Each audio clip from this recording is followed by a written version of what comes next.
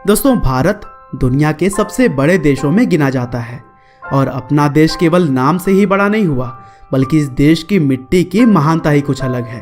क्योंकि यहाँ की मिट्टी को केवल मिट्टी नहीं समझा जाता, बल्कि इसे माँ का दर्जा दिया जाता है।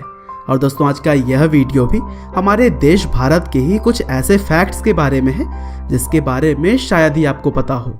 जैसे कि फैक्ट नंबर 1, दुनिया में यूँ तो अलग अलग उत्सव के लिए हजारों की संख्या में भीड़ इकट्ठा होती है, लेकिन दोस्तों शायद आपको यह बात जान करके हैरानी होगी कि भारत के अंदर एक समय पर सबसे ज़्यादा लोग इकट्ठे होने का वर्ल्ड रिकॉर्ड है।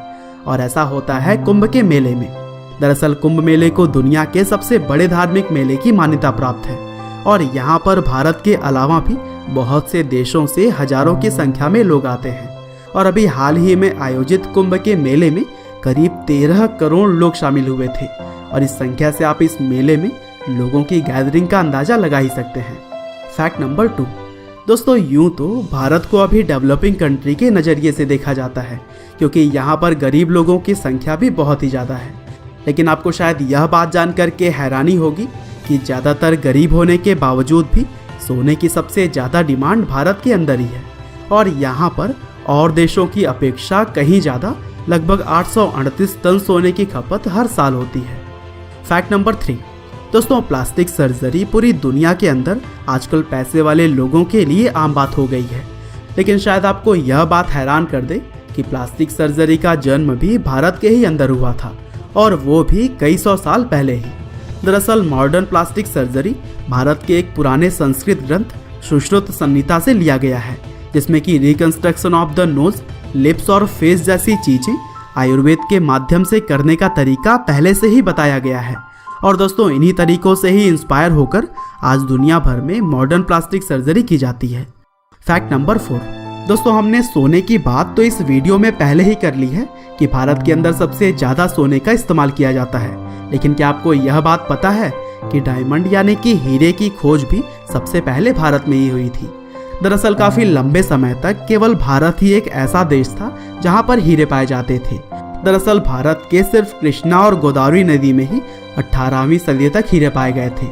लेकिन आगे चलकर खोजबीन करने के बाद से भारत के अलावा भी कई और देश में हीरे मिलने लगे। फैक्ट नंबर 5, दोस्तों वैसे तो भारत के अंदर एजुकेशन सिस्टम को आज के समय में बहुत ही खराब माना जाता है, लेकिन दिलचस्प बात यह है कि सिस्टमेटिक एजुकेशन सिस्टम भारत की ही देन है।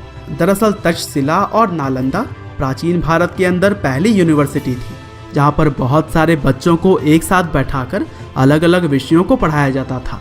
इसके अलावा हॉस्टल की प्रथा भी भारत से ही शुरू की गई थी, जिसे कि पहले हम भारत के अंदर गुरुकुल के नाम से जानते थे।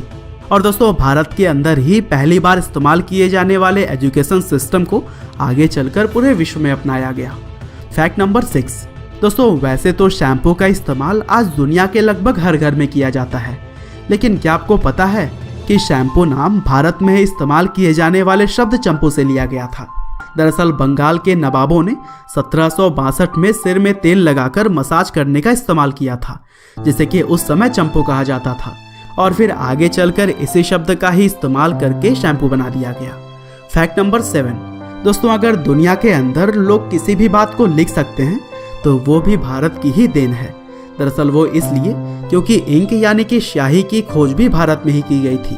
भारत के अंदर पहले लिखने के लिए काली स्याही का इस्तेमाल किया जाता था, जिसे कि लोग मुसी बोलते थे, और यह कोयले और हड्डियों के इस्तेमाल से बनाया जाता था, जिसमें कि अच्छी मात्रा में कार्बन मौजूद होता था।